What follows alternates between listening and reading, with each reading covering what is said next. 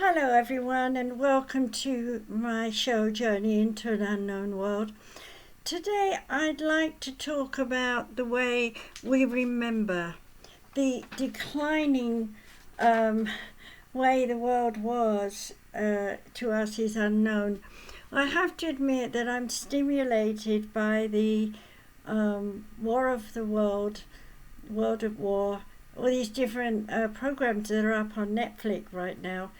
And I have to really let you know that I, being born in 1942, makes me 79 years old, and I'm basically a war baby. And living in London, I was bombed every night. Of course, I don't remember the first 2 years because I was an infant.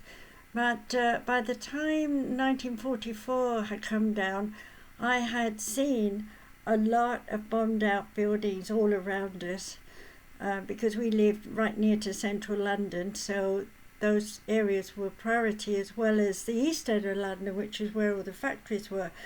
So there was a lot of destruction that I grew up with, watching slowly London being rebuilt, pulling out all the rubble and building new kinds of buildings that we'd never seen before. So there in itself was a change, a decline in the way cities were built. Originally they were built long ago, as we all know, in every country around the Western world, where we had beautiful buildings that were in themselves great artwork, which were absolutely bombed and blasted to smithereens, as we used to say in England. Meaning that there wasn't any part of that building left.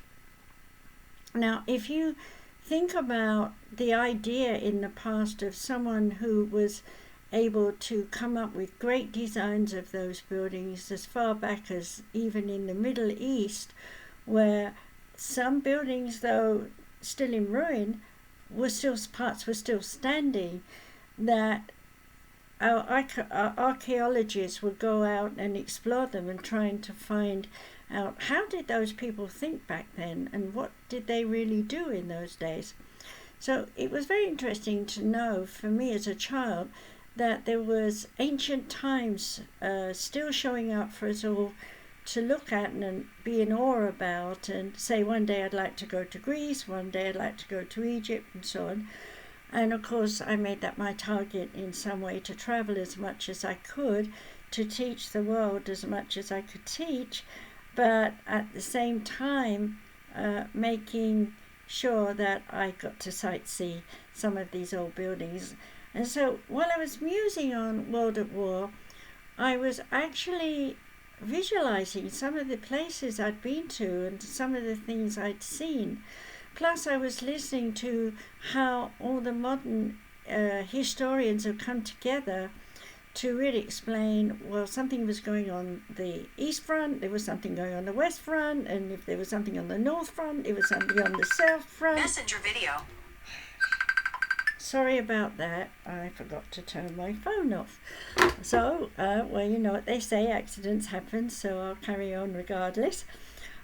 So those ancient buildings, in many ways that were destroyed, were a devastation to the history of mankind, because not only were the buildings lost, but the contents as well. Many important documents of history were lost and never can be recovered. No matter which country you were in, there was a lot of historian stuff that we'll never see again. So was that bad? Bearing in mind I did the show on the Great Piscean Age and the Great Aquarian Age, and that we are now in the Aquarian Age, one can understand, looking back through history, that 3,500 years ago, approximately in the Piscean Age, there was some kind of destruction which caused people to start to think in a different way about conquering things. And before that, if we go back into the Taurian Age, another 3,700 years or so, we had a very strong consciousness to stand our ground, be firm, and apply our education to us as much as we could. And of course, societies in those days were led by different places like Greece and Egypt and so on. So we can see, looking back, how much we've evolved. But when you stop and look at the end of the Piscean Age, and you see just what's happened in the massive destructions, and then we start to look at the entry of the Aquarian Age, where we're actually looking at COVID right on our doorsteps in every country in the world. And of course we look at all the deaths that have come to pass.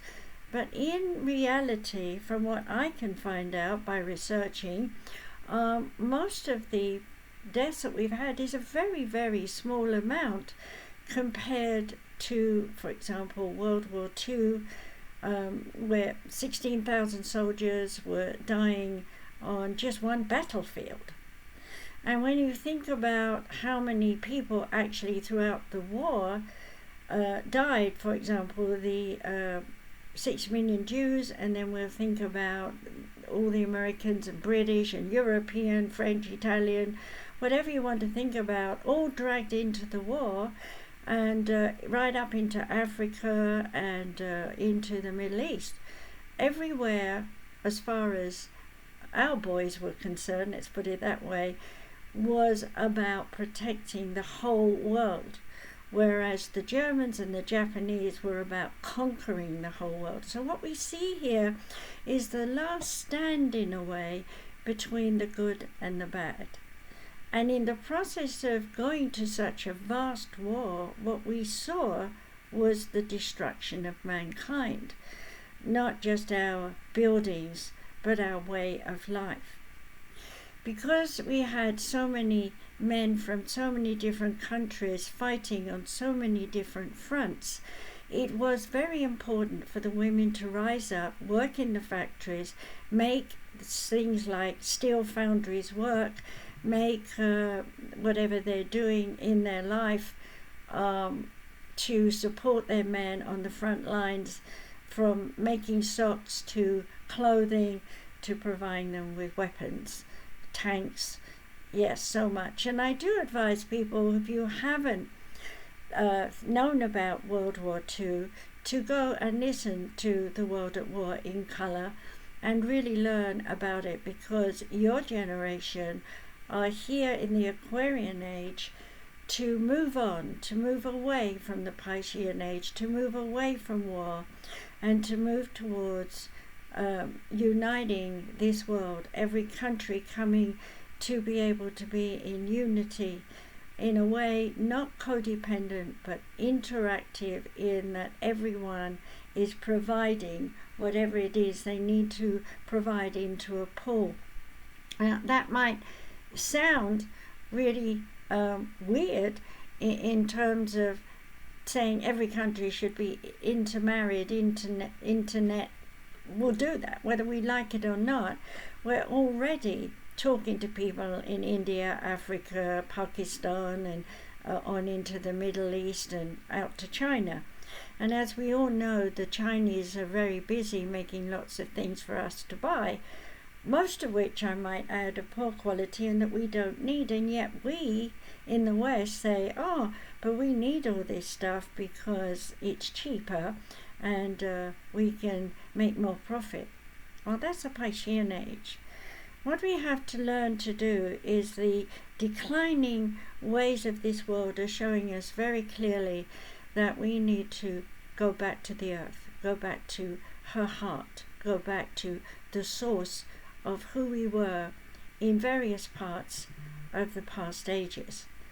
So let me go back to the Taurus Age. We don't have too much about the Aryan Age, but we will say there was a lot of fire, brimstone, volcanoes, eruptions, oceans changing their floors, and moving water in different directions. So we've got a lot of changes there in that period.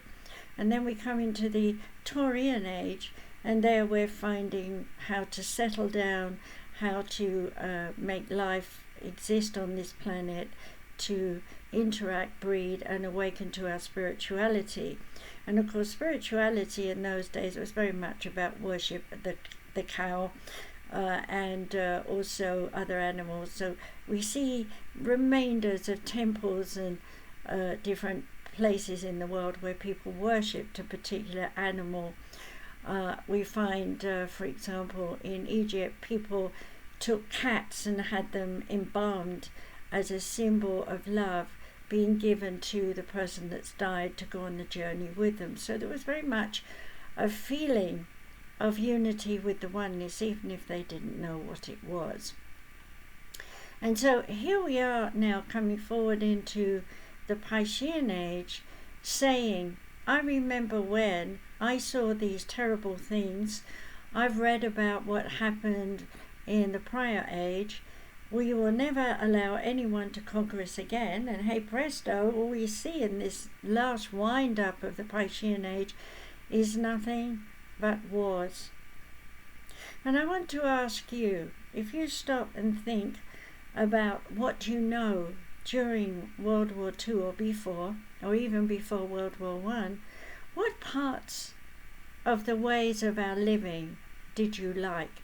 So I did some thinking, and because I have a long history, my family made sure I knew that, and that I should appreciate the journey they've taken, which much later led me to the soul structure coding of the readings of every individual on this planet. That I, when looking at myself, started to realize I had traits from ancestors on both sides of my father's family, which was very traceable back in time. So yes, there were writers in my family, and here I am, I can write, even though my teacher told me I would never write a book because I was dyslexic, though they didn't know that then. Thank God for Grammarly and things like that. But it doesn't mean I can't talk. It doesn't mean I can't write what I want to write. It's just that I'm not the best speller in the world. So here's my little example that no matter how much we may look back at our past and say we couldn't do this then, we must understand that the Aquarian age is the opportunity for everyone to look back at that past age, find in the Piscean age what it was we really liked. So when I asked that question, and I sort of paused here a minute to explain why, I want you to understand that there's some really good stuff, i.e. the buildings that were all destroyed. How would we build those buildings again if we wanted to, and why would we want to, and what would we put in them, and how would we appreciate them? And in the case of destruction, nuclear wars and all these things, how much of us has evolved beyond that to understand that bombing the hell out of buildings and killing thousands of people in the buildings is not the love divine that God created us for? So what did you learn, knowing that you were born into a family that may have suffered the loss of relatives in each of the countries during that war? Or perhaps you were born on Jewish faith or Muslim faith or Catholic faith and found that your family were recently killed because of the war on religion. So what are we looking at here that I want you to really think about is, what is the beauty of your religion? And why does it speak to you? And how do you understand in your own way how you can relate it, not through your religion to another person who's in your religion, but to a person who has no idea about your religion, who may even have been brought up to understand that their religion was better than your religion and have got a blocked wall in front of their nose, their eyes, their mouth, they're not speaking. How would you reach them? How would you talk to them? Well, it might be that you might mention a very famous synagogue and the great artwork in it that survived. And what questions would you ask of that person once you've drawn them into the beauty of that building? How would you talk to them in such a way that it would encourage them to speak about the philosophy and theology of that religion? And also, how were they made to believe in that religion? Was it something that was forced upon them? Was it something that they just followed? For example, I was talking to someone who was in the Mormon faith, and it worked very well for them while they were growing up. They had a good background, good support, all the things that happened, but then as they became an adult, it was restricted for them. So after much ado and heartache and heartbreak, that person left the Mormon religion and is today a metaphysician embracing spiritual matters.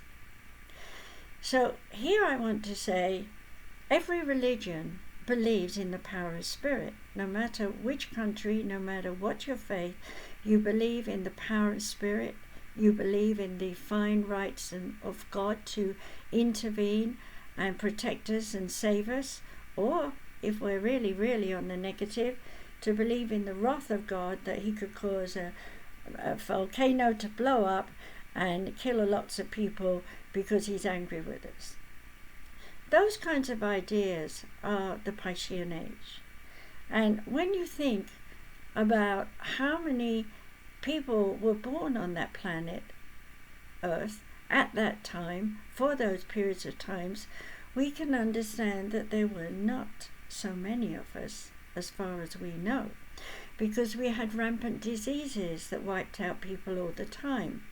We had battles going on that wiped out men all the time. We had women who were dying in childbirth because there was no one to prevent whatever was going wrong in that situation. So our numbers were constantly cut back by the ways of life, the circumstances of the earth. But we've evolved over this last 100 years. And what we found is with technology that we've lost our way as human beings. We're so busy trying to understand technical things. We're so busy trying to control our ministers who are supposed to run our countries. We're so busy worrying about how we're going to keep our children safe on the streets. We're very busy wondering how we're going to get more food stocks across the world when so many countries are without. We're worrying about everything. And in the sense of worrying, I've talked to quite a few people, and what I've noticed with their talks to me is they always come up with, I miss what I had, I want it back. Now, let me be a little silly here, but let me say I could turn the clock back and put you back to the era of gas lamps. How would you like to have to always turn on a gas lamp every night and light it? How would you feel about knowing there's a naked flame of gas in your house that could explode with mismanagement, that could burn your whole house down very easily? Well, back in those days, apparently, they were so delighted to have the gas lamps, they didn't worry about the fires. But yes, there were lots of fires. But people don't talk about that.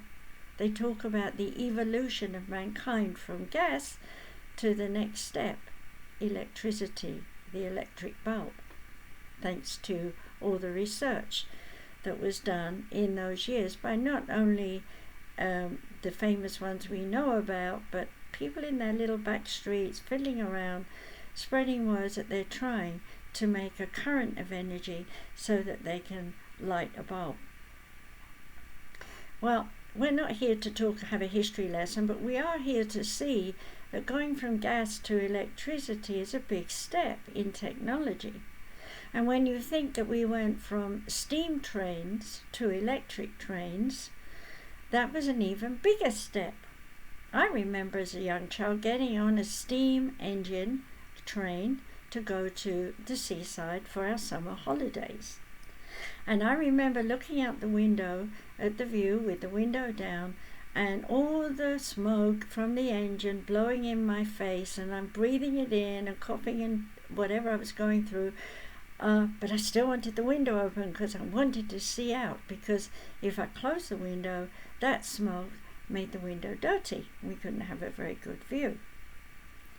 So there was an opportunity for me to make myself ill, and sure enough, every summer I got bronchitis, and every winter I got bronchitis from smog, yellow fog.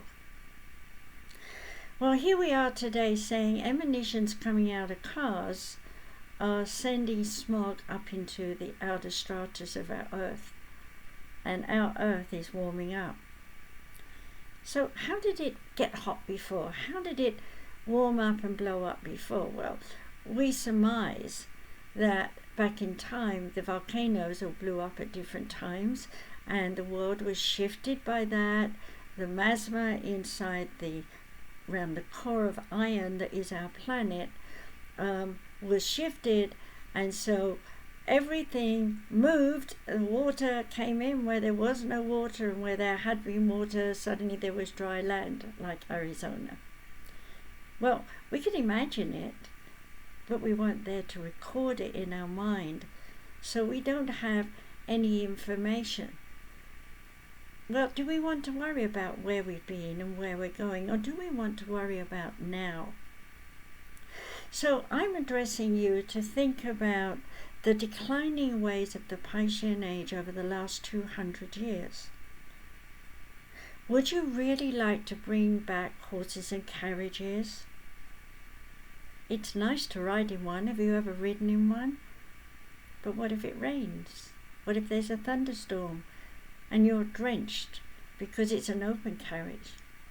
Or what if you're in a closed carriage because somebody is a little bit later in time has realized that they can put a lid on a carriage and keep you dry?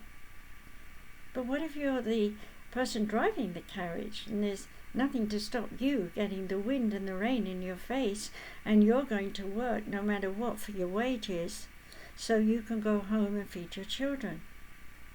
Well, that's much the same today, isn't it? Because you can go and slog your guts out, as it were, at a job in a factory or somewhere to produce something for someone else to use and feel safe riding in it, such as a car today, but you can't afford one yourself, so you have to get on the bus. Has it changed? Has the world changed very much in terms of what we see? Of course it has.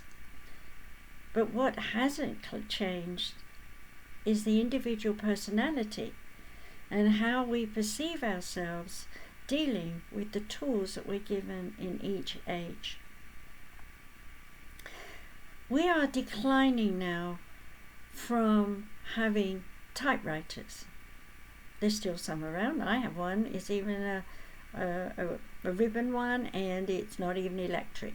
So if there is suddenly no source of power anywhere, I could still, if I can find a ribbon, type my words and make a book. But how many people have thought their typewriter is old thing, it's out of date, it's 60 years old, it must be worth something, I'll sell it on eBay? Well, you might regret that if suddenly there was no power and you wanted to write a letter and you hadn't got a good hand for writing. But let's go back in time, back into the 1600s. Not everyone could write. Not everyone could even read or spell, unless it was their name, and some even couldn't even do that. So they had to write across and have someone else sign for them beside it. Today, I just did my mortgage, and all I had to do was write my name in an electronic email and send it back. And within 5 days, I had a new mortgage on my house. If I go back 30 years to when I was first buying a house in the States, it took 3 months. If I go back into my English days, it only took a week. So why are we taking longer than we did back then? Well, back then, you went into an office, you sat down with someone, they had all the forms ready, you signed them all, then the person who was selling the house, they went and did the same, then you all met together and signed again, and hey presto, you had your mortgage and you owned your house. Personal contact. You know, personal contact is very important. It doesn't matter whether you're fighting, like boxing ring, or ruffians on the street, or bad-mouthing your neighbors, whatever it is, at least you're communicating. But why insult people? Why be offended by people? It's because the way we hear things is relative to the way we've been taught to hear things.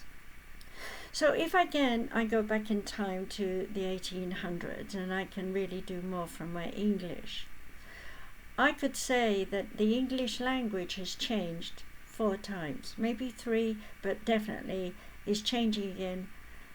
For example, if I said I had Parkinson's disease, you all knew what I said. If I say I have PD, as they say today, you might think I have a penile dysfunction. Well, of course, you'd look at me and go, well, she can't have that, she's female. But just look up and see how many PDs there are that are used now by the younger generation. No wonder us older folks are confused. We don't know what they're talking about. Everything has become capital, short version names. I don't know what else to call it. And I am as confused as the next, because our generation spelled everything out, talked everything out, and never left any holes in the conversation. The problem was that after the war ended, politeness went out the window. Now, if I go back again to before any wars, let's say in the early 1800s, if I was talking to you and you didn't want to hear what I had to say, all you had to do was say, "Ah, there's the Joneses," and walk away. That was considered polite. That was a way of saying, I really don't want to hear all your garbage that you're trying to tell me about Mrs. Bloggins up the road. The gentle people, that's my history in my class, were precisely spoken. So, for example, I wouldn't say, "How are you, Mrs. Roberts, and what are you doing today, and do you want a cup of tea now?" Even if I knew Mrs. Roberts very well. My first thing would be to say, "Welcome, do rest yourself. I will allow you to stay in my room. The servants will take you there. I will meet you for tea at 3. Well, of course, at 3 o'clock you get dressed up, put on your best tea afternoon clothes, come down, look the part, and wait to be spoken to by the host. "Ah, there you are, Auntie so-and-so. Do sit down. Oh, Mary, do bring a cup of tea for Aunt," and so on and so forth. Everybody is told what to do, when to do, how to do, and behave. And now finally you've got your tea and your little cake, and you're going to sit down and spend time with your relative. So now, because you are the one who's come to visit, you wait patiently for your host to say, "Do you have a story to tell?" Now, the story could be of family, of strangers, but when you broach it, you don't just fall over the place and give it all out. You say, "It's about Mrs. Bloggins," and you wait.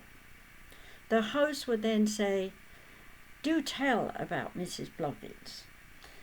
And then you have permission from the host to begin your story.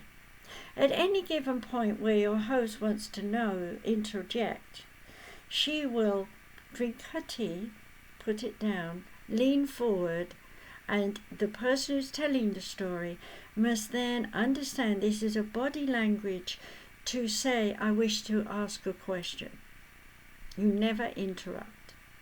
So she would then sit back and drink her tea, which is another sip, to show the sign she's having a break, and the host can now ask their question. So the host says, "Well, Mrs. Bloggins did A, B, and C.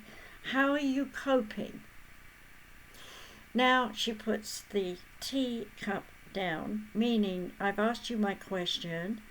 She will sit and wait. The person who's been sipping tea to give a sign that she's saying, I have a break, you can speak now, ask a question, would then drink a little bit more tea to keep the excitement going. Wait a minute, and then put the tea down on the table as well, and now unfold this full story. At that point, she would end it with, I'm here to ask your opinion. There was no misunderstanding of the conversation. It all went matter-of-factly. Now, if you were in the working class family who worked in the, shall we say, the laundry, doing madam's clothes, or working in a factory making sausage balls and things for their meals for night, and of course you have to remember they did not have refrigerators, so everything had to be fresh. These people were under pressure. So their conversation was a little bit different, but the guidelines were still the same. Head cook would come in and say, ABC to XYZ, different staff. They'd line up and she would say, you are doing the flour pastry today. You are doing the cakes. You are doing the vegetables. You are doing the meat. And I have a list here. You will make shepherd's pie, you will make salad, you will make that fancy cakes, you will make a birthday cake for madam who's having a birthday soon, and you will go to the grocery store and fetch the necessary ingredients. And everybody did exactly what they were told, and if they didn't, mistress would be called of the house, and she would come down and settle it by simply saying, you do what you're told, cook has the right of voice, and so on.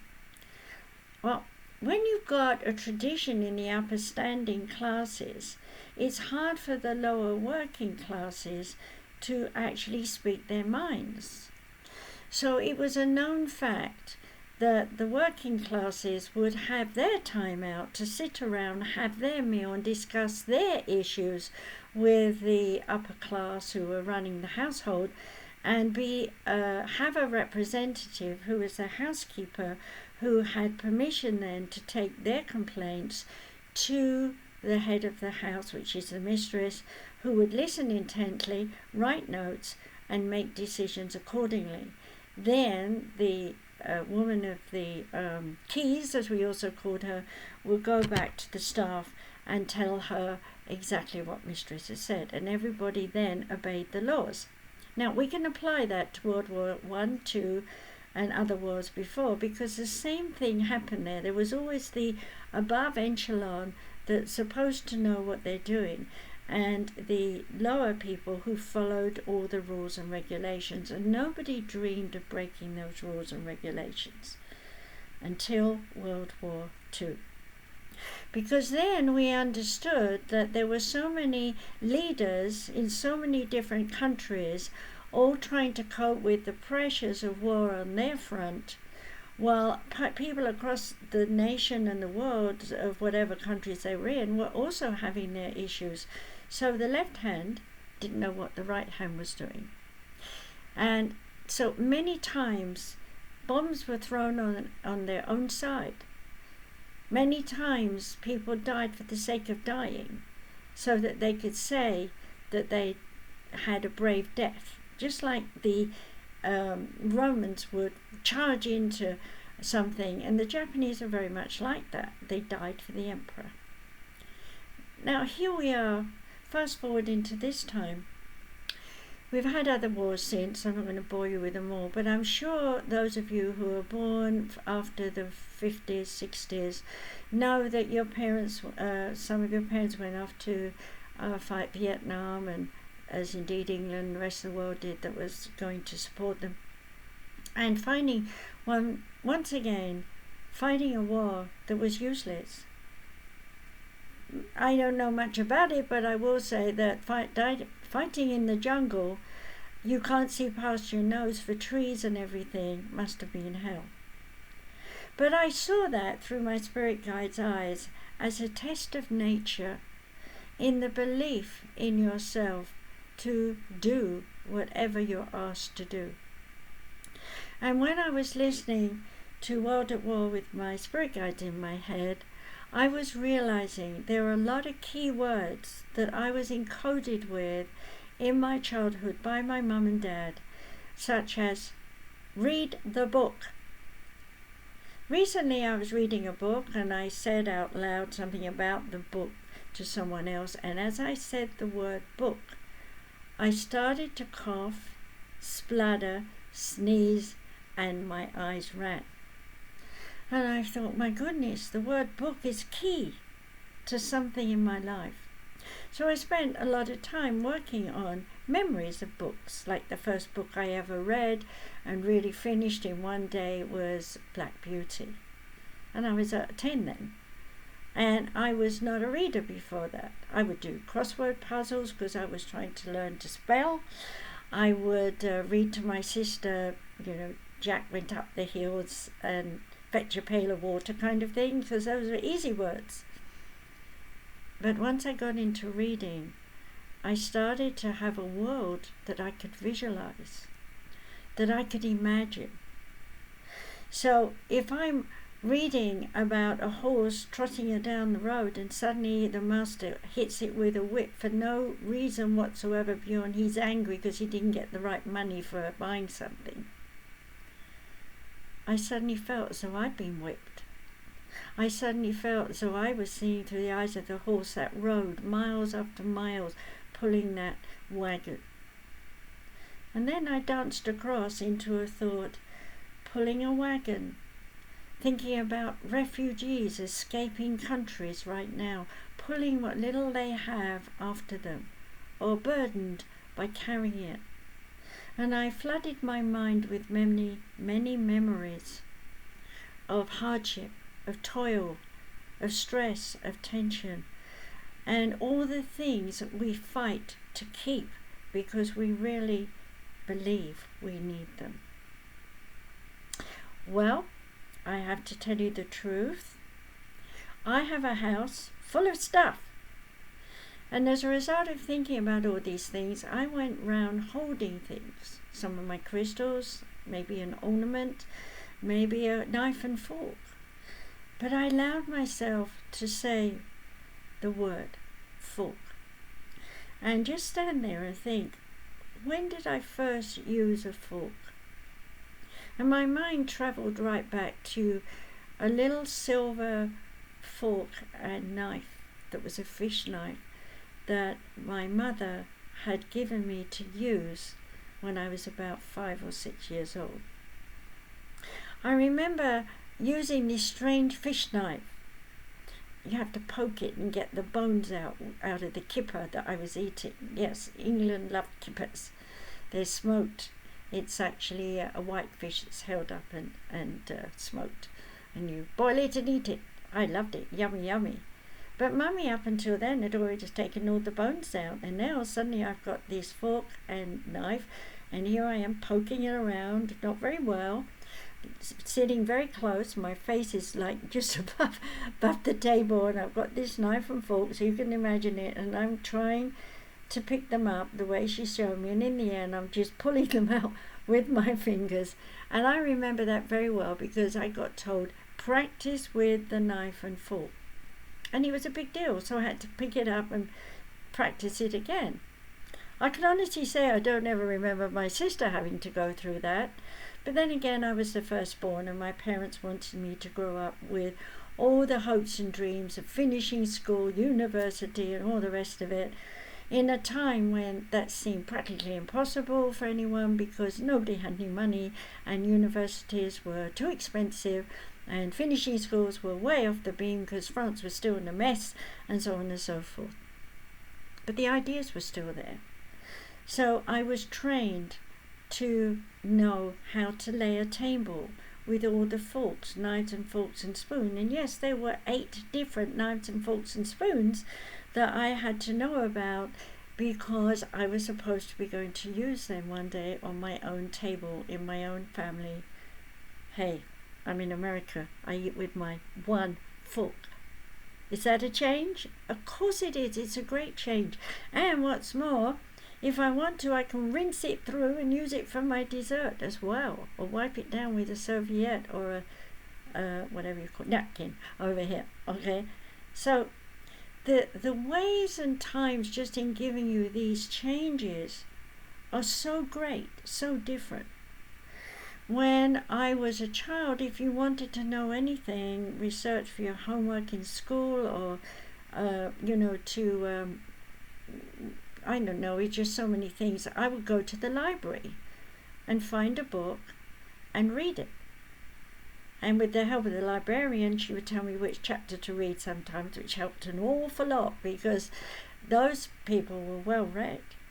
Today, if you go into a library, they know the names of the books, but I actually was asking for a particular book and explaining what's in it, and the girl behind the counter looked at me blank, with eyes then wide open, and said, "Oh, I don't know about that kind of book. You need to ask Mr. So-and-so."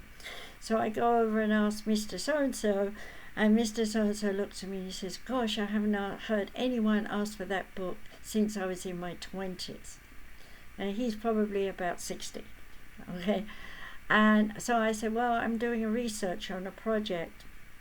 So he said, "Let me look." So he goes through the computer looking for it, and then he tells me there is a copy in another state, but we're not allowed to have a copy from another state into our state, so I'm going to have to search through the second-hand section. Well, he went through the second-hand section and found it, and I ordered it. It was not the reading one, it was a CD. When I got it, I was excited to listen to it. It didn't play, it was scratched. So here, was I wishing I had that book? Of course I was. Books are easy to keep. You store them under your bed somewhere, and you know where they are because you put them there with a purpose. You're going to read them in bed or by the sofa or something. But how often do you carry a CD that you know you want to listen, put it by the bed, and then move your computer into the bed? It's a big hassle. So what do? You go to your iPad or something else, another brand, and then you go looking for it and you download it if it's available into that, and then you read that in bed. Sounds convenient, doesn't it? But half the books that we once had are gone. My meditation book was published in Russia. It was the first way it was published besides here in America. 50 Spiritually Powerful Meditations. They published it, and then they went into crisis. Money was crashing, just like everywhere else in the world. So my agent called me up and said, "We want to burn all your books." All 5,000 of them have been printed. And I, "What? Give them away." "Oh, I don't think the Russians will go for that. Just give them away." So he called back or whatever, and on my behalf, and said, "The writer says give them away." So they came back with, "We will do that." To this day, I don't know if they did or didn't. I never got a written letter in Russian. Even if I could, I couldn't speak it. And I certainly could not interpret it. But do I have proof that it was published? Yes, I have 3 copies of it. So you see, life, just by these 2 ways of looking, having a book and carrying it to bed versus having a tablet of some kind and taking that to bed with you, what's that doing to you? A book is feeling. A book has energy. The words have energy when you read them with feeling and emotion. I asked someone recently to read for me. I'm going to make something up because I'm not reading something, but this is the monotone, the way I heard it. There is a mouse in the town, and the mouse is very unhappy because he always wants to do something that he's not supposed to do. So he just sits there and waits for someone to come along, and then when they're not looking, he does something naughty, like eat the bottom of the hem of their clothes, just to annoy them because he's angry. Now, if I could rephrase that, because I won't repeat it exactly the same, but there was a mouse who lived in a town, and he was very angry because every time he tried to make a family, a human would put a trap somewhere, and each time some of his younger mice got caught in it. Why did they have to try and kill us? All we wanted was a bit of cheese. storytelling. One of the things back in ancient times, even going further back in time, was musical people who would travel the country, and they would sing songs about what's happening in other towns so that everybody got to know, and they made them up as they went along. If I asked someone today to make up a song about what happened to them yesterday, they'd probably smile, look sheepish, say, well, I can't even remember what happened yesterday because I've been so busy, and oh, it was just a stressful day. Okay, write a song about stressful day. Oh, well, I can't do that off the top of my head. Why? Because the state of mind is different. Back in those ancient days, 1600s, they were trained to think about what they're seeing, hearing, and recall it, write it down. And when you get somewhere, you've got it fresh in your mind, you haven't forgot it, and so now you can just sing it as a song. Ways of life have changed. If anyone is writing a song today, they're writing the music themselves, they're playing on electrical instruments, they're writing their own words, they're fiddling around, they've got several different programs, they can blend them together. Well, it's mind-blowing for me because I don't know how to do all that. Imagine what someone from the 1600s would feel like if they turned up here today. They wouldn't know where to begin. They couldn't even travel with their cart and horses because there's cars everywhere on the road and everything's so fast. Back in those days, you had time to mosey through things, mull over your ideas, think about whether you like or not, think about who you're going to approach to ask for help in some way and so on. Today we don't have time. We're always thinking about tomorrow, yet we're dealing with time in a day.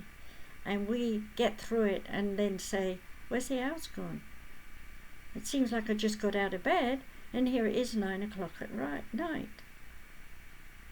The reason we're not enjoying ourselves in this transition from the Piscean age to the Aquarian age is because we are looking at the Aquarian age with a Pisces mind.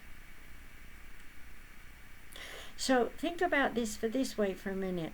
If you were born in the Taurus period and you could fast forward to live in the Aries period, sorry, the other way around, you're born in the Aries period and you fast forward to live in the Taurus area, you would be saying the same thing. I can't take it all in. There's so much changed. I don't know what's happened. But would you have been saying, I want to go back and live like I'm in the Aryan age? Probably not, but we'll never know unless we read some of the philosophies and old papyrus and things that have survived bits and pieces. And what we see there is people kept records of happenings.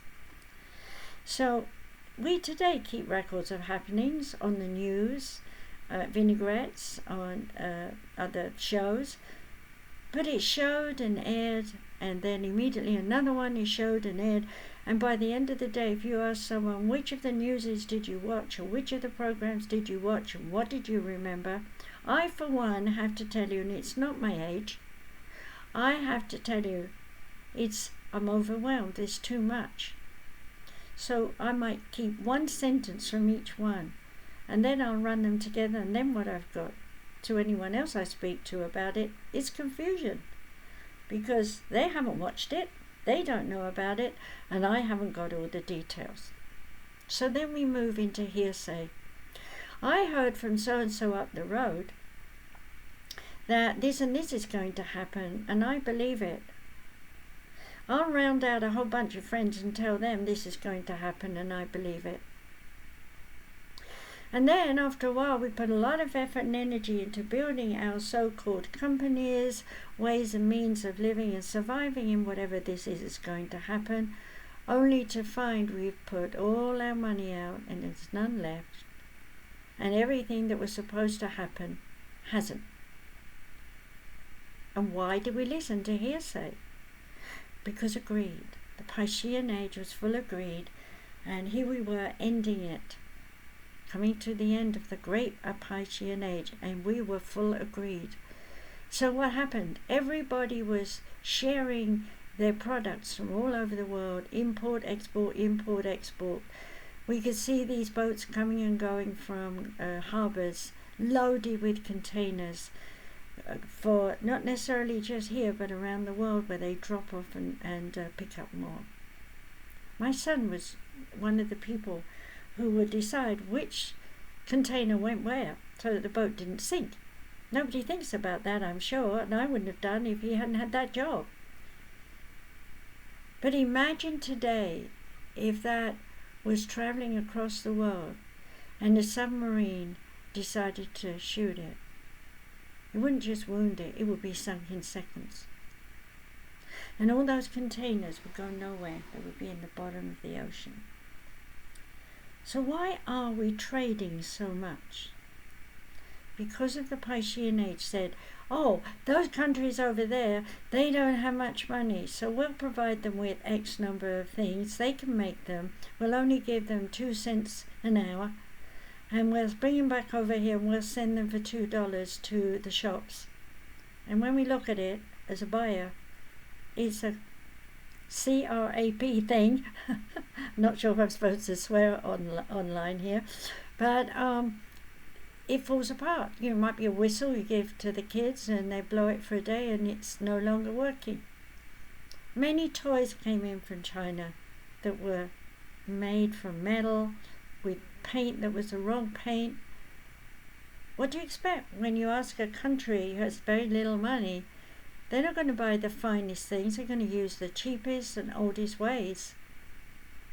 And getting a paint job on a child's whistle that has poisoned metals in it, because we don't really know exactly what's in it, but we know kids put things in the mouth and then they swallow it and then they've got metal poisoning.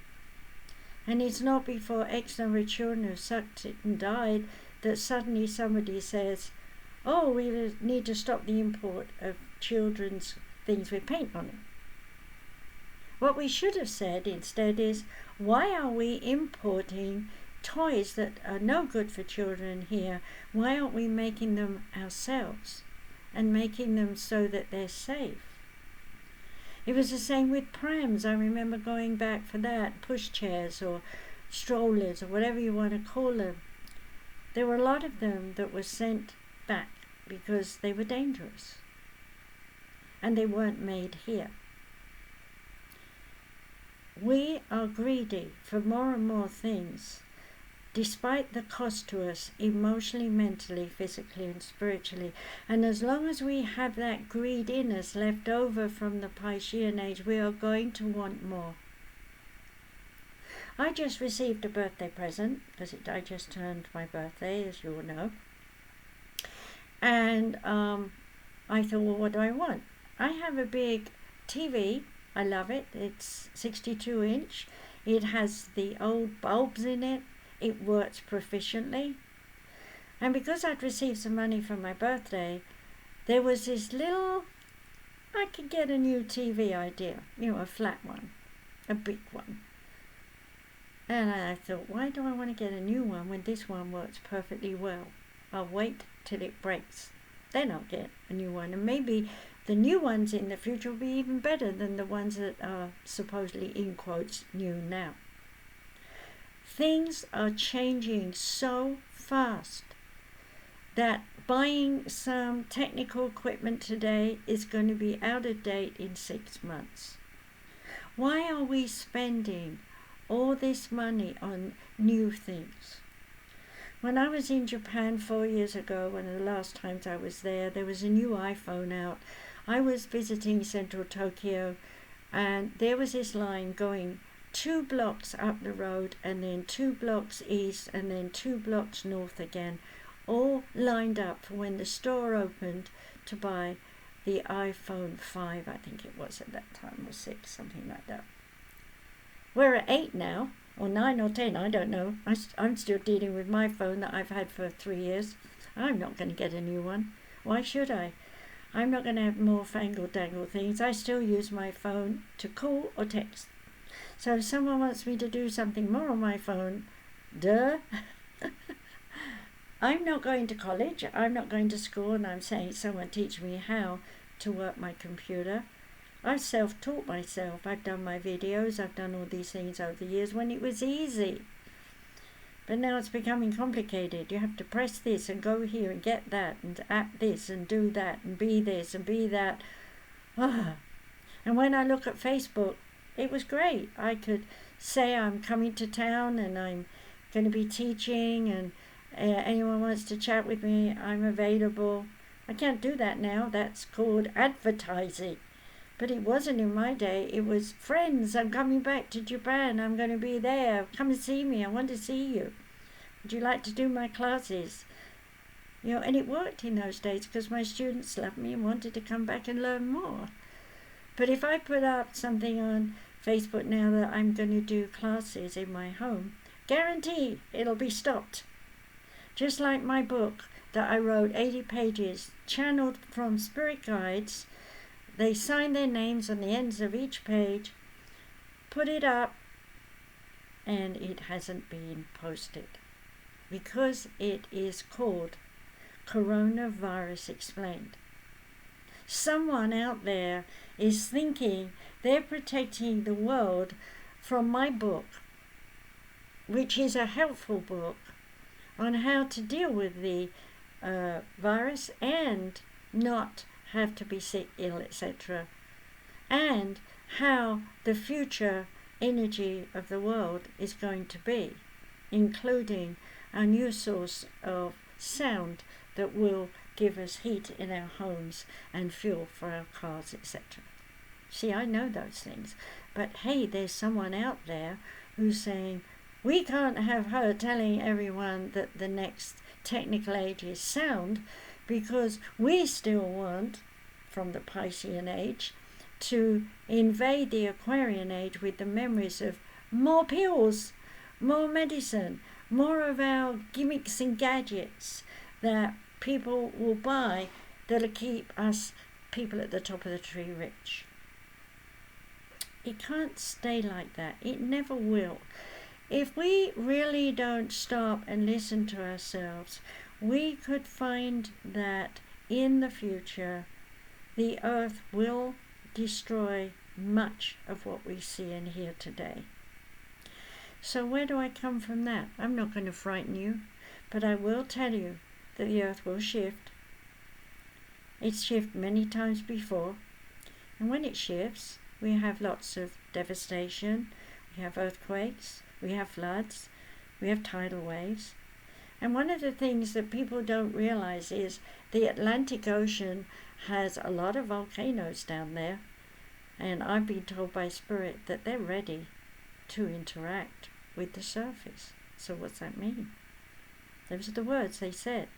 We're going to suddenly see lava floating on the ocean, bubbles. We're going to see gas coming out. Well, there are people out there who are oceanographers. I'm sure they have some answers. But how many of us stop and say, I need to check with them? I need to find out what they know about. We don't, because we're too busy worrying about whether we can buy that crummy little thing from China or some other country where it's cheaper than one made at home. Well, it was a long time ago that Red Cloud told me, and I put it in my book, My Journey into the Oneness, The Way to Oneness Revisited. It's a redo of the original book. And in there I put some of the words of some of the great sages who put stuff in my writings back in the 80s. And what Red Cloud said was, America must be proud in being the first to go to the moon. So America must be proud to be the first to become self-sufficient. I've talked about this before, but what is self-sufficient? In my opinion, it starts with each one of us believing in ourselves that whatever we want to do, we can do it. We might struggle, we might get frustrated with ourselves, we might say, I'm giving up because this is not working. But the nature of mankind is have a rest, come back and try again. And that's saying, if at first you don't succeed, try again, is true to me, and I hope it's true to you. because if I'd have given up the many times that people came up to me as a child and said, "You're not supposed to be able to give readings, you're only a kid," well, someone else would come up and say, "What message have you got for me today?" Conflicting things for a child to hear. I'm good if I give it and I'm bad if I don't. Or I'm good if I don't give it and I'm bad if I hold in my message and don't share it. Either way, I was wrong. But either way, I knew my spirit guides in my head saying, talk to them anyway. And I would tell them and run off. Because I give the message because in case I'm doing wrong, and then I'm going to run away in case they tell me I shouldn't have told them. Okay? Well, by the time I was 16, I had half my school coming to me, the kids asking me, my parents are arguing what's going down, what should I do, can't do, and so on. I'm not every one of the kids in school, but probably a large amount of them, because it was a small school. So by the time I'd gotten through that, I saw it as logical, counselling, my history, my upbringing, my father and mother telling me how to behave and what to think and what not to think, how to call your ardour, how to understand by listening and asking questions at a point that the person is showing you that they're about to break and you can interject, as I mentioned earlier. We need to bring some of those rules back into the Aquarian age. The children need to be taught to listen, to look. Now, if you're looking at me, I've come closer just for a minute. Okay, I'm not looking at my camera, I'm looking at me. What do you see? I'm smiling. Now, what do you see if I'm hungry? How does that make you feel? How does that make you want to respond to me? Well, that's one of the first things we all learn as children. We send there sucking our thumb, we're watching all these adults and we're looking for the way they make faces and we copy them. And we feel through our psyche the emanation of their aura as yucky or great. There's no in between. We don't judge, you see, when they're young. So we have good training to know when someone is happy and someone is sad. So if you feel someone is sad, this is not the time to go to them and give them the lecture of the century about how they're not doing their part in the situation, whatever it might be, that they're always negative, that they're, and the more you go on at someone, the worse it becomes. And I'm afraid to admit that I did that. I would yell at my kids, "You're not playing yourself, you need to do this, sit down, you need to do your homework." And what did they do? They looked at me and went, "I'm not doing that," and ran out the door. It's like, "Come here, you're not supposed to go out now, it's tea time." They're gone. Willful kids. My generation had a lot of willful kids. Why? Because we were willful from trying to stand up to Germans. Much of what our grandparents and parents, survivors of two wars, brought us into our generation is the will to survive. And when anyone is trying to control us, we war babies say, you're not going to tell me what to think and what to do. I'm going to think and do for myself. So that was good, and we did till we grew up. And then it was like, okay, now I have to conform because I need that Prince Charming scenario. Mum said, you've got to be the right person and carry yourself in the right way and be an addendum to the man. Make him look good on his arm. And of course, when we look back at movie stars, and there'll be many of them, with this pretty girl on their arm who's a model or something, you can see how that was continued. Which is no different from, say, Henry V having different women on his arm, but in those days he couldn't get a divorce, so he beheaded them. Cruel, horrible, but hey, that was society. You want to get to the top notch, you want to climb the hill to be one of those people at the top. Today, technology has made that possible. People who are born with nothing have aspired, dedicated themselves, risen up the ranks to wherever they are in their profession, and become whatever it is they wanted to become. And I'm proud to say that I'm one of those people. For me, I use my psychic ability, and in the face of adversity, time and time again, I was put down, but I rose up again. And the reason I could do that was because I had the support of the oneness. And I want you to know that if you're down and miserable, stop going over the misery, stop going over the conversation, stop going over everything that's lousy, and instead sing it. I hate my mother. I wish I was dead. No, I don't. I'm not really. I used to do that in the bath. Okay? They didn't know what I was singing. They didn't know I was singing some song, I think. But that was my way of dumping the negativity, because singing replenishes the soul. That's why people write sad songs and everybody likes them and everybody sings along. But what you don't realize is you're getting rid of that pain that's hurt you over the years. There's another thing. I mentioned the book in the beginning. Today, if I hold a book, it presses a button to me to remember all the times I've had books, and the key word is book. Bookkeeping. Up comes all my memories. I haven't got enough money. Okay. Book on psychology. Up comes all my memories of, oh, I was writing stuff like that that's now in books. I was talking about this when I was 10. Why didn't I write a book on it? Well, I couldn't at 10.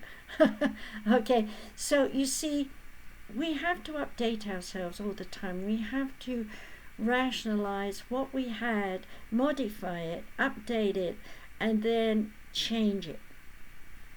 Because ultimately, through all that growing period, when we get to the point of I finally understand it, I finally know why I went through all of that, we awaken to the idea that history is gone, everything we knew is gone, times have changed, and now it's time to move with the changes. When I look at political countries, and I'm not politically minded, but when I look and listen to the news and the things that people are talking about, what do I hear? Arguments. We could do this, but no, we have to do this. We need to keep this, but we can't have this because it's not good. Okay, where are we going? Nowhere. We got a big gap here. We need to come together, okay, and say, what do we all feel from the past is good that we can use now? And what do we all feel and know that we're inventing and creating that we can all use in the future? How do we communicate with one another is very important. I mentioned earlier the way I was trained to wait until I could speak. Today, nobody waits. Children run in, they interrupt the adults, they make a noise, they cry and complain if they don't get the attention right away. This is not good for us, is it? It's not good for anyone to have children tearing at our skirts. Please, now, I want it now. Whine, whine, whine. Gets us angry, gets us frustrated. But if your child is doing that, it's because you've demonstrated that to them and they've copied that. It might even be that you were like that in your childhood and they've got it from you when you were in the womb with your mum. Generations, habits are passed down in the gene factor. So your DNA, your terracils and whatever they're called, teramicils. I forget all these words when I'm talking because I've got spirit in my head. These kinds of things are being investigated by science today, and they're beginning to understand why we're very different and very much the same. But that doesn't mean that our collective conscious cannot adapt to embracing unification, harmony, one country at a time. Now, if we look back at the Piscean age, and unfortunately we have to look at Korea for this, what we see is a united nation, Unfortunately, it's still in the Piscean age, and therefore it is a war-formed base. But if you look around to other small places like Malta, and there are a few others that you could look up on the web, these countries have health for everyone. Even if you come from another country, you get treated, and nobody is in debt. And nobody owes anyone any money, because the way they balance their books is to make it work. There are several small countries that are not in trouble because they have organized, unified, and function with what they have. They don't overstep the mark and try to get more. Now, if you think of countries in Africa, many of them have nothing. Now, supposing they never knew about the Western world, they wouldn't be yearning for our typewriters, or they wouldn't be yearning for our technology and so on, because they wouldn't know it existed, because they wouldn't have it in their country. But we travel there, and we take these things, and we show and tell, which is no different from foreigners coming over to America and showing Americans pots and pans that they've never seen before, who are Native Americans. We influence other countries. What Spirit Guides has been saying to me is each country needs time out. They need to look at their own problems, their own issues, and they need to bond together and understand their culture on their land and figure out how to make their culture, their land, work for them. So this Aquarian age now is birthing generations to come who will be working on rebuilding their own country. America is already talking about rebuilding the infrastructure. Well, America's never been demolished like Europe, but Europe has. So all the other countries were at war. So they know how to rebuild their infrastructure and do it well and quickly. But the Americans learned during the war how to produce hundreds of boats overnight, with people working like ants to make them. There's unification in one job for everyone to get the ships done. We need that kind of energy in this country now. We need to be able to say, we need to come together to decide on our own medicine, not leave it to people to decide what medicine we should take. If we want to bring alternative medicine into the public eye and know it works, then we, the people who use it, must bond together and make it known that we are living examples of practicing alternative medicine. So here I am, 79, just had all my blood tests, everything's in the middle, my kidneys are fine, my female glands are all fine, everything's wonderful. And I guess I don't look my age. Why? Because I do what I know works. Why would you want to go to a doctor and have him tell you he's got the best thing out, it's this particular pill, and then you get home and you hear on the news it has 101 side effects and will probably kill you after you've been taking it for a year? It's the same with the inoculations for the COVID-19. They're now discovering the side effects. I didn't have it. I did colloidal silver. Okay? So colloidal silver in distilled water, hear that please folks, because if you put it in regular water it's useless. It killed off the silver. And if you want to know more about what I channeled about the coronavirus, you can contact me on easypeasysolutions.org, where we're going to start teaching very soon, doing free talks and things to start off with. But in time we'll have workshops, classes, courses that we will ask you to pay a nominal fee. We will never be asking you for thousands of dollars. Why should we? We're a church, we're an organization of education, and we want to help the people find their footing, stand on their own 2 feet, and build a world around them that they can see the joy and pleasure in all they're doing. COVID has grounded you into your home. Don't waste that time. Look at you. Look at yourself in the mirror. Are your eyes loving and warm and tender, or are they sharp and angry and lonely and miserable or something? Is your face frowning, or are you smiling? Is your body language stooped up, or are you expressive and open? Who are you? This is the research you should be doing on yourself. Who are you? What skills do you have? What talents do you have?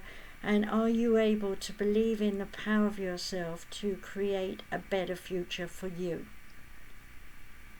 Or are you still looking back to the Piscean age and declaiming that this world is changing and you're not in it and you don't want to be a part of it and you're going to stick to your, literally, guns so that you can fight any negative person coming into your life? Or are you one of the people saying, I don't want guns, I don't want weapons, I don't want anything around me. I want to know my neighbours around me. I want to know all my neighbours. When I lived in England, everyone knew us. Whether we went to the bank, the grocery store, because it was all local, we all knew everyone's business and everybody chatted and everybody was happy. And when I first came over to the States, I found some of that in my neighbours too. Today, nobody, I just had a neighbour move in, and if I hadn't have had a flood and banged on the door, I wouldn't have got to know him, because I hardly ever see him outside. And that's another thing, people stay in there because of COVID, they're locked up anyway, but even when there wasn't COVID, the neighbours would come out and get in their car and drive out from underneath the building, so couldn't say hi then. And if they were going to walk, where were they going to walk to? It was too far away from the store, unless it was just the 9/11 store up the road. America's big, and it's very difficult to meet your neighbours today because it's a fast-paced life. I once made a joke years ago where I was driving with my husband and we were in slow traffic, and I said I could open the window and talk to the person who's in the car in the next lane, because we've been going side by side like this for about 2 miles. And my husband said, well, why don't you do it? So I did. I undid my window and waved at the person, and guess what? That person was another woman. She looked at me, smiled, and then turned straight ahead, and we weren't moving. She was embarrassed. She didn't know what to say to me because I was some stranger waving to her. There was no part of her going, oh, I'll put the window down and say, yes, do you want to say something? Okay? We're strangers in a strange country, and there are many people who've escaped to this country, and they're strangers because they can't speak the language. They're hiding from people in their own country who will kill them, or they've come across the borders when they shouldn't have. There's so much going on, and it's a big issue. Everyone sees America as a saving grace because they saved the world from World War II. But we're just as mixed up as everyone else. We follow one person, they're our leader, we believe in them, and then we find out they're not so good after all. And that's on a small scale, like in the local store up the road, to a great government scenario. We have to learn to trust our instinct. Our instinct comes from our psyche. The psyche comes from our spirit. It's a deep-seated, knowing, inward feeling, and you need to listen to it. So, for example, if you're twiddling in your house and all of a sudden you feel you should go knock on your neighbour's door, do it. You might find they actually need your help, or it might be they were just thinking about coming to know you and were embarrassed because they didn't know how. Be brave. Step over your margins. Break them down. Those barriers need to go. So, in this declining Piscean age, we are awakening to a world that we will not know as we go through it. So when I talk about the new science energy source for fuel for us is sound, It's nothing new. We've been working on that for over 30, 40 years that I know of, where sound is proven to be mathematical.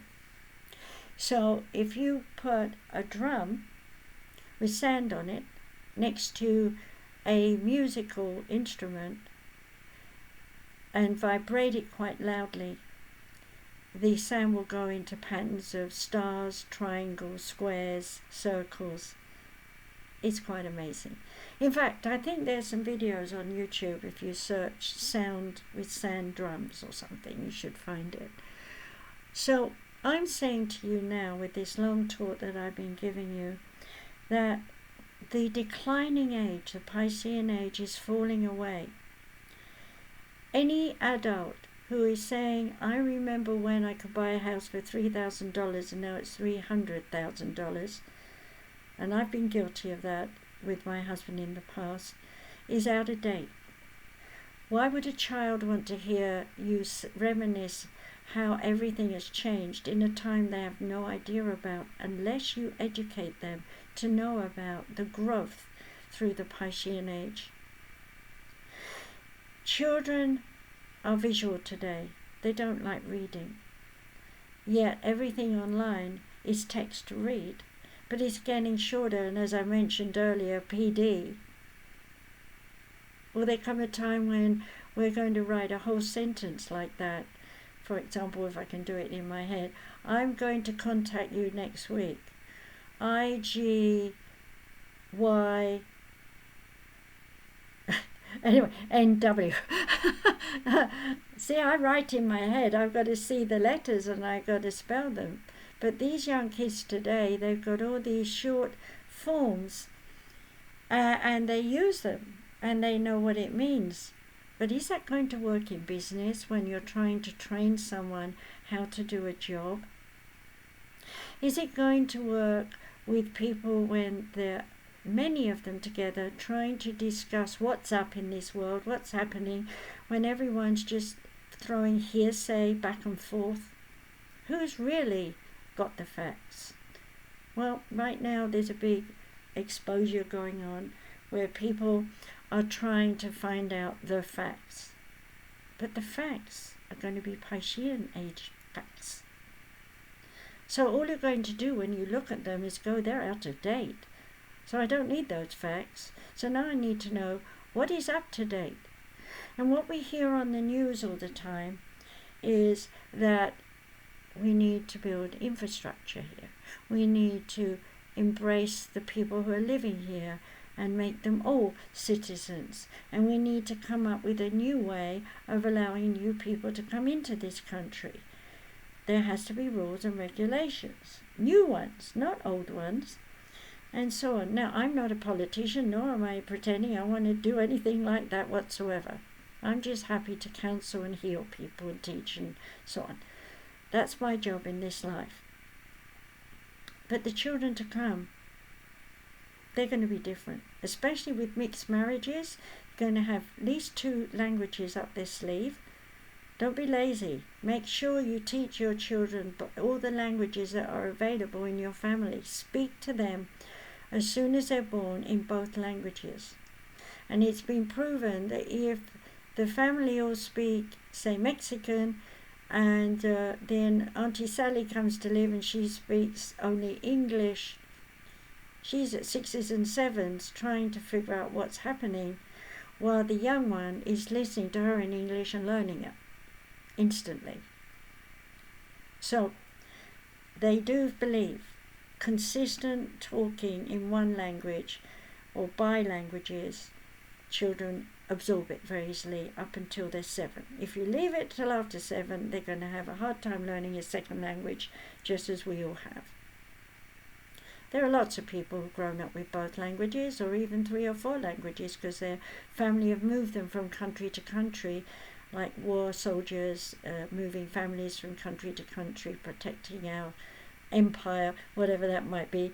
And the children have to go to school there, and hey, the classes are in French or Italian or German or something. They have to learn another language. But in time, we have to master the English language. Why do we want to say, what's up? Why can't we say, can you tell me what you're doing? Okay? Why do we have to say, I don't know what you mean, when we could just say, can you explain more fully? Why do we have to throw our hands up in the air and say, I'm at a loss for words, and walk away, when we could just take a breath, sit down and say, I have an emotion. Why are you making me feel this way? Let's talk about it. The Aquarian age is communications, and it's not just the words, which have very strong meanings. As I mentioned earlier, the word book for me as a child was really a very important word in study and homework and all these things, whereas today a book for me is something I write. And am I reading other people's works? I try to, but the better way, I learn by listening to lectures, because that's the Aquarian age. So instead of watching movies all the time, download some courses and learn them. The great courses, there's some terrific professors there teaching, and the classes are so much cheaper than attending a university. Okay, but when it comes down to your qualifications, there's always ways and means to get your exams done, even if you do it online. Life has become too easy for us, but at the same time it's too fast. We can't remember everything. Especially someone my age, where we make emotional tags that help us remember when things are done. There aren't any anymore, because 1 minute it's Monday and now it's Friday, and what happened in the middle? Where was I? What was I doing? Who was I with? Well, I thought I'm going insane a little bit, so I asked a 35-year-old, where were you on Friday? And she looked at me and went, where was I on Friday? Wait a minute. And she got her phone out to see, and I said, you're supposed to remember, I'm the one that's supposed to forget. And she said, well, it's just so much going on, you see. And also when we discussed it more, I found out that she looked at the clock, she saw 3 o'clock, and she thought, where was I at 3 o'clock? So it was even more about being precise to her. Okay, so I said to her, you don't have to really look, and I don't really need to know where you were. It's just a little question to see where your brain was coming from. And she, as a result of that, said, I didn't realize I got everything in electronics. If I don't know, I just go search for it. So I said, well, what happens if everything goes down? How are you going to remember it all? She said, that's a question I'll have to answer myself. And I'm throwing that at you because I'm saying this modern age, the kids do remember. They're very young and they remember very, very easily because their brain is still smart. But as time goes forward and more technology and more data is coming into those little minds, are they going to go crazy? Are they going to go angry and violent? We've seen a lot of violence over the last 20, 30 years. Policemen doing what they should never do. People running up and causing soldiers to be in umbrage so that they do what they wouldn't do normally. People, why are you doing that? Why are you generating energy to disturb people, to make them react out of character, so angry, so frustrated that they want to hit out at you? Why are you stirring them up? Why are you doing this? Why aren't you just going and reading a book? Why aren't you listening to a class online? Why aren't you proud of yourself that you can do something quietly on your own and be happy in your skin being you, instead of finding 5 or 10 other people who are all complaining, moaning and groaning that things aren't right, and them running out in the street and breaking windows or doing something that causes someone else to be angry, and there's a rebound all the way down, and before you know where it is, we're all in umbrage, we're all angry, and nobody's doing anything about it because the news is more about reporting our anger rather than what they're doing to change it. But don't lose heart. There are a few groups who do come together and are building foundations where they will provide services to those who are not getting anything right now. It does take time, and the Aquarian age is right just in the first day of it. So imagine what it's going to be like in 100 years when they've had time to understand more about technology, create more things, change the structure of the way we work, change the ideas of the kinds of things that we need, because the old things have gone with the Piscean age, so we don't need those anymore, so don't make them. And now we've got news toys to play with. What are those going to do? How many houses are going to have sun, whatever you call those things? Again, I'm not technical, you see, but these you see them all over the deserts here in Arizona, where they're bringing the sun into a house to heat the house. So why aren't they putting these on great big tall buildings to heat the whole building? Why are they not designing different systems for better, more up-to-date modern stuff? And asking a question that's just happened right now, why are they building great big apartments on ground that is unstable, which was known to be unstable? There are many, many things that people do out of greed. They buy a bit of land, they think they can change it and make it stronger or do something to it, but time tells them they can't.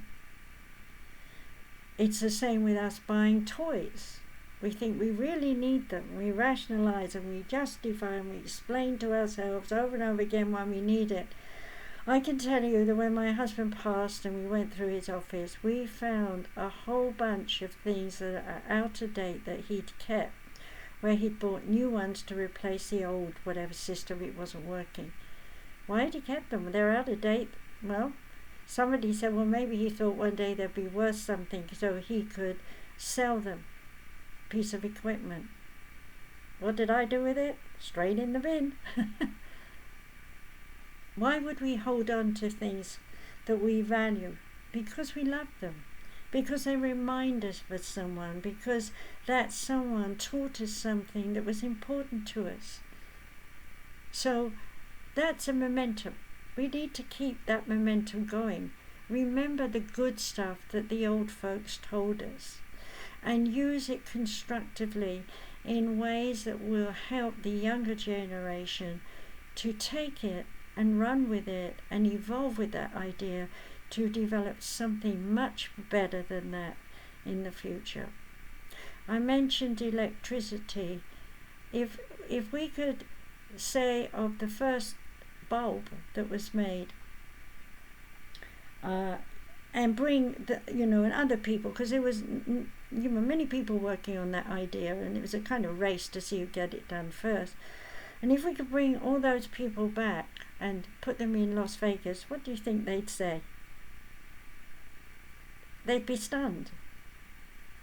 So we as an inventors here in this time, inventing computer programs or doing whatever, if we could come back in another 20 years, never mind a whole lifetime, we would look at the people who'd originally made something and be wowed by it, and then we'd look at what's replaced it and we would be even more wowed by it. But we haven't appreciated the journey of growth. That's our problem. We take it for granted that whatever's out of date will be replaced and we just go by it. We don't think about the hard work that has gone into research. I'm not blowing my trumpet here, but I will say that the amount of research that went into doing my crystal acupuncture and pterogram therapy on hundreds of people that led to me having to learn to draw the diagrams of the book, which the book is called The Book of Crystal Acupuncture and Pterogram Diagrams, with all the information that helps you to know how to do it to yourself, took a lot of work on my part to do it. And I'm so glad that I did, because it's out there and anyone who wants to heal themselves with crystal can get hold of a copy, look up the illness, disease they have, and treat themselves. But where I'm sad is no one sharing it. I'll probably be dead and gone long before somebody, one of the teachers and people that I've taught are now out teaching, and given time maybe someone will say, oh, there was a lady who invented this, can't remember her name, but we're doing it now. Wouldn't you sooner be younger looking, full of energy, strong, and I hope you see that in me, someone who's overcome Parkinson's disease, irritable bowel syndrome, all the things that everybody had, I got rid of, using my crystals, using my herbs, using whatever spirit told me to do, and then teaching it to others. That's what I call moving forward in my life. What is your goal? Now that we know the Piscean age is declining and going to disappear altogether, just like the Taurus age and the ages gone before, why are we not contributing in our own style, in our own way, towards the growth of the future? Well, the truth is we are, but we just don't know we are, because we're covered by ourselves thinking, I need this now. But in the process of getting what you use now, it soon is outdated, and now you need to get something else. So the out of fashion, out of date has always been there throughout all of history. And so we can look back and see dresses and clothing and equipment. I mean, I didn't even have a washing machine when I was first married for my diapers or whatever. And when I did get one, it had a wringer attached to it. So here is an example of an electronic drum going backwards and forwards like this, and attached to it a wringer. I'm sure some of you older folks remember that. Today we got hot air dryers and washers. What will we have in another 20 years? You know, how will that change? This is just our household equipment. I was doing washing up years in, years out in England, and come here, I get a dishwasher. What do I do with it? I didn't know. Had to be taught how to use it. America has always been proud, as Red Cloud said to me when I was a child, because he was with me in England when I was 7. I had no idea he was famous. As I grew older, he taught and sponsored me and supported me in many of the things I was doing in a time when I was in the face of adversity and wanted to give up, and he would come and say, Margaret, you're more than this. You can do this. Don't give up. I'll help you. And he did. And all your spirit guides will help you. If you open up your mind beyond just the religion, nobody's putting religion down, it's important, you need it, but you need to access your spirit. And accessing your spirit comes through your deep subconscious back here, and it needs to function all the time to keep you alive. So it is working, but you're not hearing it in the middle brain. You're not hearing it in the conscious brain, because you're looking at pictures of memory and analysing them here in your conscious mind. And while you're in that big battle, whatever you've got back here saying, you could do something else instead, isn't working to you. But it is there going, but you've got to listen to it. So in this declining Pisces age is the birth of the Aquarian age, is the birth of new technology, is the birth of new life crises, is the birth of living out of that into new ways. So we're not having an easy 100 years ahead of us. We have to be able to say, that was yesterday, today is tomorrow's doorway. So I'm working on now, living in now, knowing that what I do now will come out tomorrow. And tomorrow is another day when I will look at it again, modify it, adapt it, whatever, and move it on. And if I'm listening to other people who are doing the same, we support one another, we help one another in whatever we're doing to open up a new dynamic that will leave something for the younger children to do whatever they want to do in their world to come, because by then we'll all be long gone. How do I see the future, the Aquarian age? Well, I see it through the eyes of God and Spirit.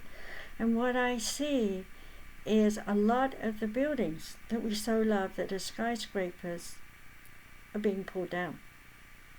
It's not strange that the family home built on unstable ground in Florida fell down. We needed to see that in order to know that that will happen again and again and again in Florida, because Florida is sinking into the ocean, because Spirit showed me it having water all over that panhandle.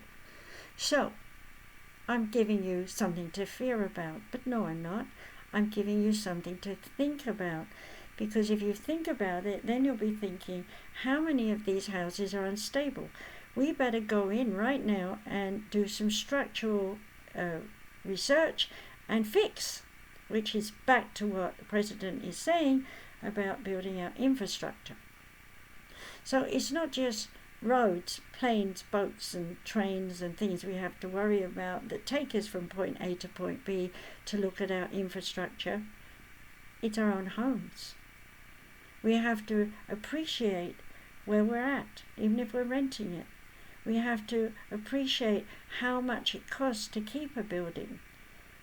You know, people who have invested have done it out of greed through the Piscean age, but in the future it will be about how do we build structures that we can all live in at affordable rent or affordable price to own in a way that is productive for us all. Right now we're losing groundwater all over the world. If we lose groundwater, then our crust on the earth will collapse inward. So your house might not be safe anyway. But if we understand that we need nature to repair itself, that we need those trees again. There are kids all over the world planting trees. Are you? I admit I just pulled down a tree that is not good for anybody or anything, but I'm already planning that when I do put some more trees out, it won't be one, there'll be several, that suit the desert, that suit the ground, that give shade, and that are beautiful to look at. We have to realize that each one of us in our own way can do something to help the economy. Maybe you're in a nice area where you could grow tomatoes and help people by giving them away because they have no money to buy them. Maybe, like me in England, I had a garden with something like 40 plum trees, mulberry bushes. Well, it's a mulberry tree actually, it was a big one. I'd never seen one before. But we had all sorts of things, and I was growing all sorts of vegetables, and that summer came when we had the drought. I had 8 inches to a foot cracks in my earth, and I couldn't save any of my plants. But my trees did. They bore their fruit, and I was able to give that fruit to neighbors and people who wanted it. But a lot of it was turned into the ground because we had no outlets. There weren't any people saying, bring it to the church or do something in those days. But today there is. So if you have extra things and you think it might help someone, share it, give it away. Don't put a monetary price on it because it's priceless when you put something in the hands of someone who hadn't a wildest dream ever thought they could own or get something that you no longer want, that they need. It's their treasure. So don't put everything in the trash. There's Goodwill stores all over the place. And you are entitled to go there any day and find something that you really need. So appreciate everything that's in your home. Appreciate everyone that's working in your home. Appreciate everyone that loves you in your home. Have time out. Have family time, however hard it is, even if it's only half an hour, where you all sit round a table over a meal instead of sitting in front of a TV dinner tray watching TV. I know it's difficult for some families because people come and go, but there has to be a time, even if it's first thing in the morning, or even if it's a weekend where you do something together. Family time is important, and now we're allowed out. There's no reason why you can't all go for a stroll on the common ground, or go play tennis, or sit by a river and just have a picnic for half an hour now. It's being out, it's being alive, and it's sharing. The future depends on how we model the kids today. If we don't teach them how to grow spiritually, emotionally, mentally, physically, on every level of their being, there will be another war. I'm sure those of you who've lived through war do not want to see that happen again. So think about peace. Think about how you can see things differently. When I counsel people, they come and they moan and groan about things. And as I channel the words from spirit guides, the spirit guides give them another point of view on the same issue, where their eyes open wide like this and they go, "Oh, I never thought of it like that."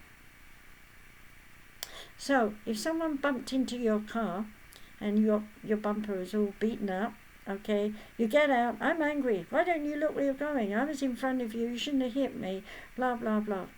You go down to get your car repaired, and while you're there, you hear some stories that lead you to somewhere else, and years later you look back and you say, "If I hadn't have had that car accident, I would never be where I am today." So everything that is negative, and I put something up on Facebook today, a little sign on that, everything that's negative is an experience. And that experience gives you some level of knowing and insight to wisdom. And when you get your wisdom, all knowing you don't have any doubts. You go ahead and do whatever you want to do, and it's successful. The world as we know it is ending. The world as it will be is a mystery.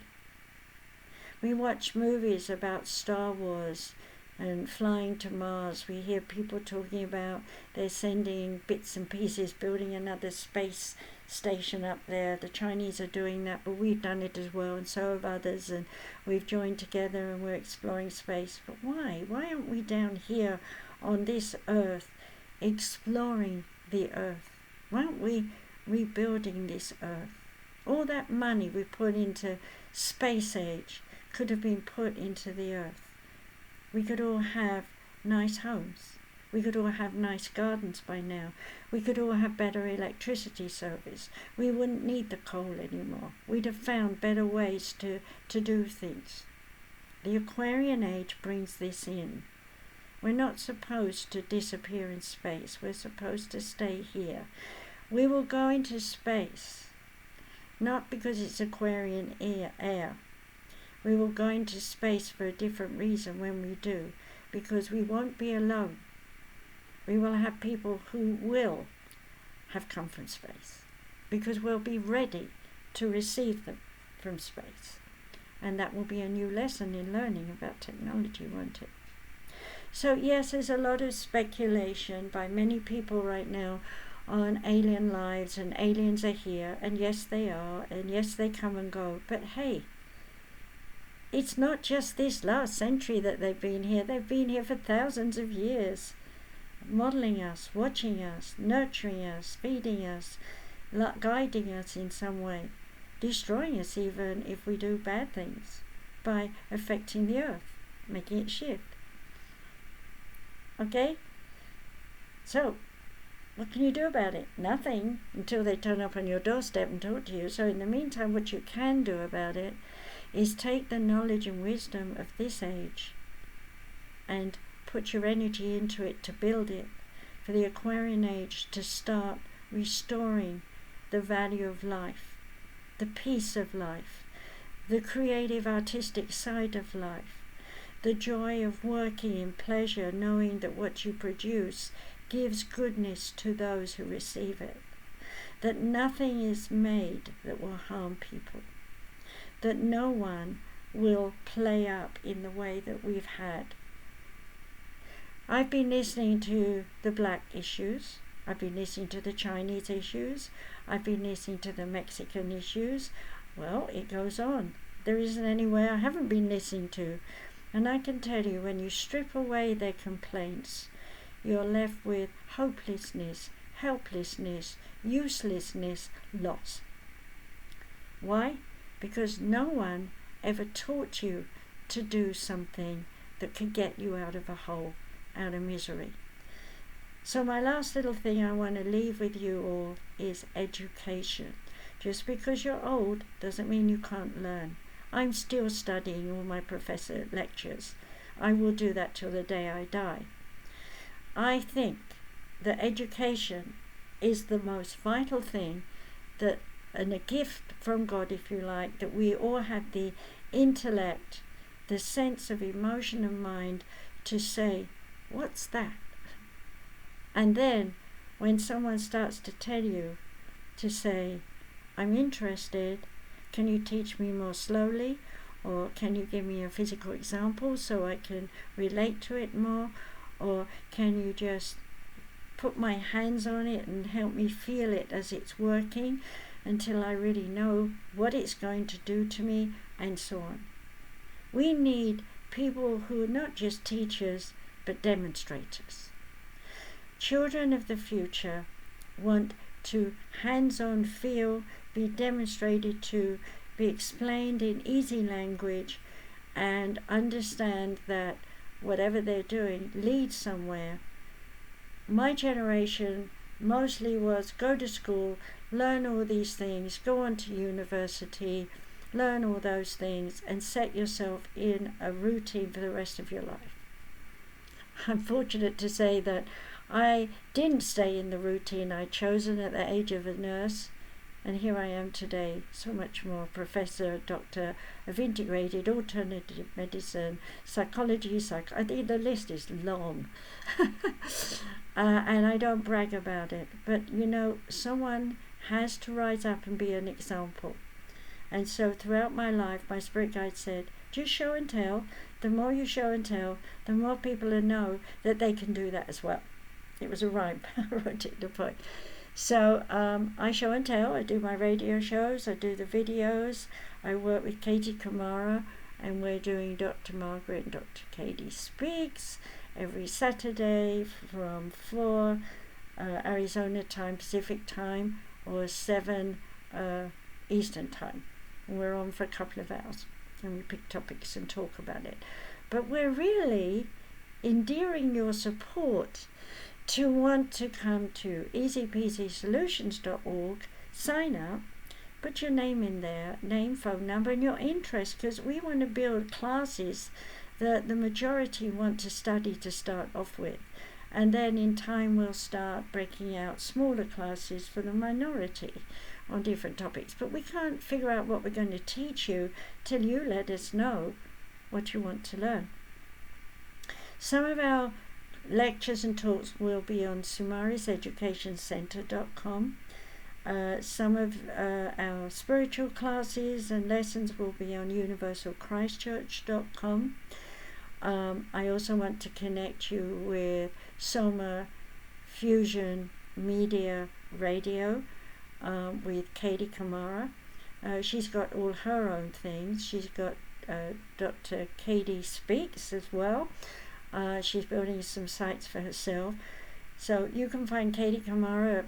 She's always putting something up on Facebook all the time. She's amazing. She's one of the younger generations with a young mum, and she is ready to help me help you, and together we hopefully will build this university. So the last thing I want to say here is, if you're a teacher of some topic and you would like to teach with us on Zoom, and we'd like to hear from you. So you can write to me, Professor Margaret, rvc@gmail.com, or you can go to any of the sites that I've mentioned and leave us a message that you're interested in running a class on our university as we get it established. And hopefully in time it will grow with many teachers, and hopefully even more so we will get enough money by some billionaire because there are a lot of billionaires out there and they got so much money they don't know what to do with it. Hey, do you want to help the world? Because we want to build the first ever big university complex in the study of alternative integrated medicine and the philosophy and theology of the paranormal, including aliens and all those things that are happening now that people are interested in because it's the future. And the more we can share our knowledge and wisdom and report the facts, we don't want fantasy and illusion. So, for example, if I say slippery elm will clean out your digestive system, I'm not just saying that. The Native Americans and natives of many other countries, including my own Britain, known about slippery elm as a balm for the alimentary tract for at least 200 or 300 years, or maybe before, but I couldn't find that back in those days. So here we are. Stop taking those Tums, get some slippery elm, open the capsules if they're that kind, put the powder into a flask or glass, add warm water so that it mixes in, just warm, not hot, and when it's all mixed in, beat it, drink it. It will line your throat all the way down your stomach. You'll get rid of, if you've got ulcers in your stomach, it will form a cover over it. So the only thing you need to know is you must do it before you eat. Probably, between 8 and 12, so somewhere around 10, you drink it. So that way it's going to not mix with your food, but rather stick on the sides of your digestive tract. Well, I've said a lot about colloidal silver, so I'm sure you can research that on my YouTube and my radio show elsewhere. So I won't mention that again, other than to repeat, if you take colloidal silver, you don't need to overdo it. 1 glass of it a day, if you're really ill, in distilled water will clean out your blood system, and you do that once a day, and you'll be amazed. And do it in an empty stomach somewhere around 4 in the morning while you're sleeping is even better. And if you're really, really ill, you can do it twice a day, and it will kill everything. But you must remember to put back your probiotics and your prebiotics, which are your enzymes for the digestive system, because colloidal silver kills all the bugs throughout. I did it not so long ago again because I needed to clean out, and I went to the doctor, had my blood test done, and she looked at me and she said, "What did you do? All your numbers on every test is exactly in the middle, right there." I said, "I took slippery elm and I did my colloidal silver," and she went, "Oh." She didn't know any more than that. She didn't ask any more than that because she's a medical doctor and she's not allowed to recommend to a patient some alternative medicine. She's not allowed under the laws of medicine. That's why we need a university where people are trained. I have a friend who's a heart doctor, and the first thing he said to me when I met him through my husband's illness, he studied in England for a year, alternative medicine, and the first thing he asked my husband and me is, "Are you taking tart cherry?" And I went, "Oh, please, yes, you know about alternative medicine." So if you're listening, tart cherry helps the heart. Okay? So on that note, I'm going to say to you, please reach out to your neighbors. Please, if you're not a churchgoer or whatever religion you are, still reach out, go there, meet people, because it's a place to meet. You can make friends outside of the church, synagogue, temple, whatever it is, okay? And try and be of help and of service to whoever's in your household or outside of your household. In other words, look at them when they're in a state and say, "Do you need some help?" No, I don't need help. Okay, well, I'm here if you need help. Don't say any more than that. Don't press them, because they need obviously to go away and think about it and work it out themselves. But if they're affecting everyone, then you might have to have some rules, right? Okay, We've let you be on your own for 2 days. Our rule is after 2 days you have to share. So we're saying sit down and share.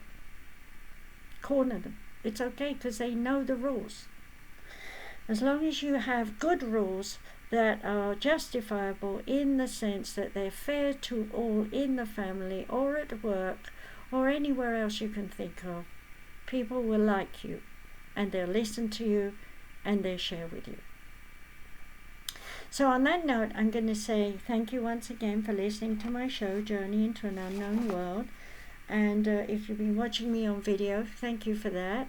I would be very grateful if you would share what I'm doing here, because there are so many people around the world who aren't getting these videos or my shows. And you know, we are all neighbors in some sense, even though we don't see one another.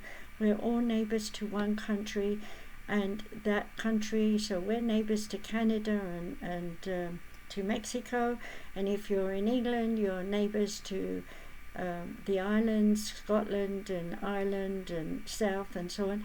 And if you're in Europe, you're neighbors France to Spain and so on. I'm not going to be a geologist right now and explain everything, but I think you get the point that there are people all over the world that are listening, and Facebook now can translate everything, every language into your language.